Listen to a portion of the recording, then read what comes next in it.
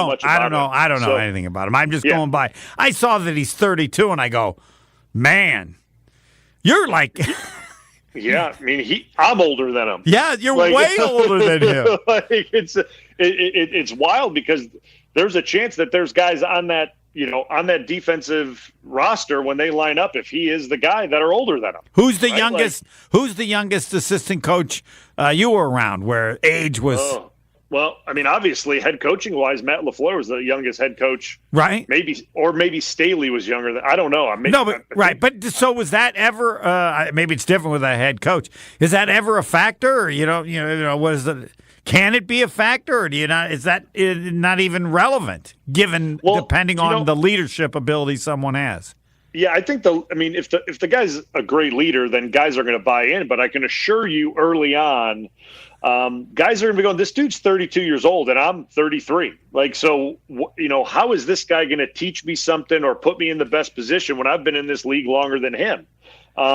Which is, hey, guys have questions, and veteran like Preston Smith, for example. I don't know how old Preston is, but I imagine he's close to 32 years old.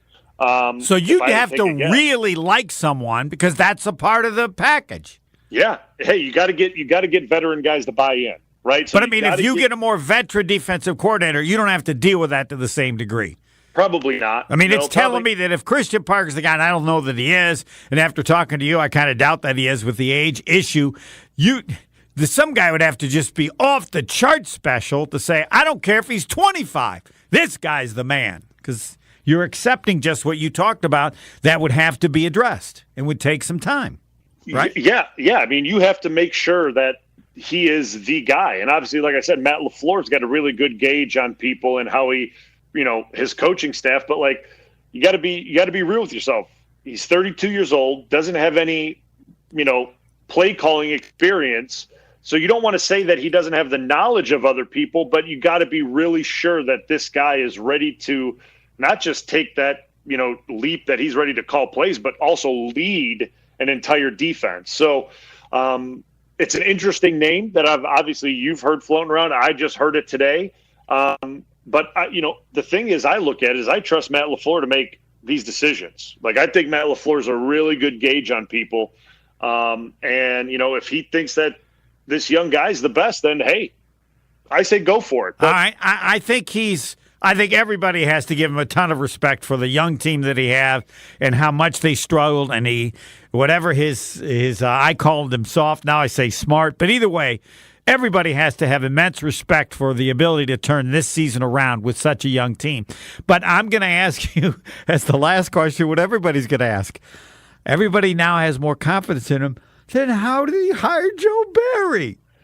Yeah, well, I mean, let's be real. I mean, Joe Barry was a very well-respected position coach. Yes, position coach, and I get it. He had his times at D coordinator, but you look at where he was, it was Detroit, right? Teams were really bad. Yeah, they were really bad. So it's kind of like Jason Wilde, who we all love, loves the guy from Carolina, right? But you look at the Carolina defense, they were one of the worst in the league. Right. But I would say this about, it always seems teams switch. He went with an older guy. Now I could see LaFleur going with a younger guy. And that's just a guess. They're all guesses. But that's kind of seemed to be the way people do things. But we'll see. It didn't work out. And if he adjusts, I'll say this. If LaFleur adjusts as well to the change in defensive coordinator as he did to his team this year, this guy's going to be really good.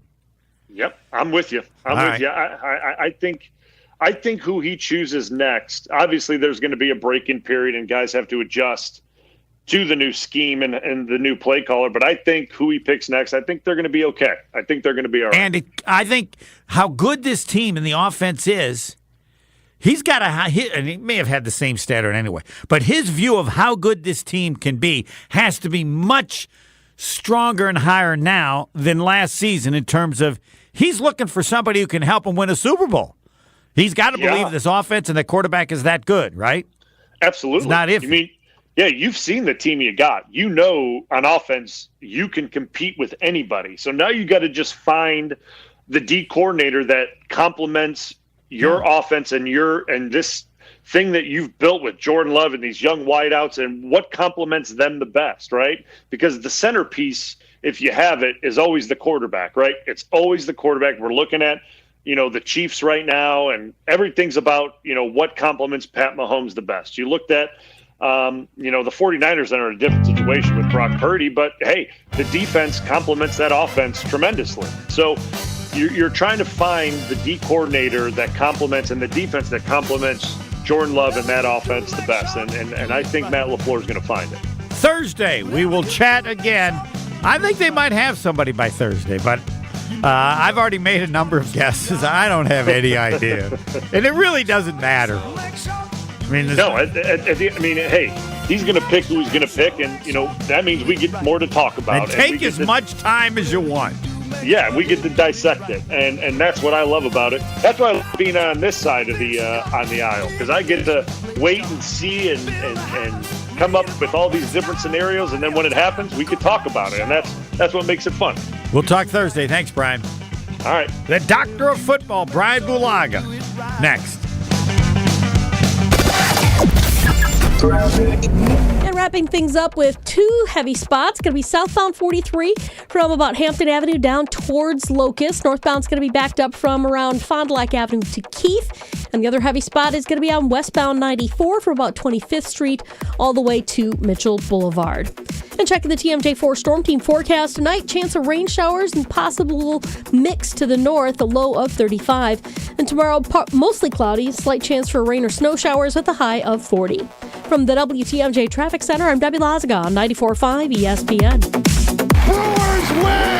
Get more from your live baseball experience with the 2024 Brewers Ticket Plan. On sale now. Don't miss more exclusive Brewers season seat holder rewards, like your very own batting practice session, more can't-miss action, and more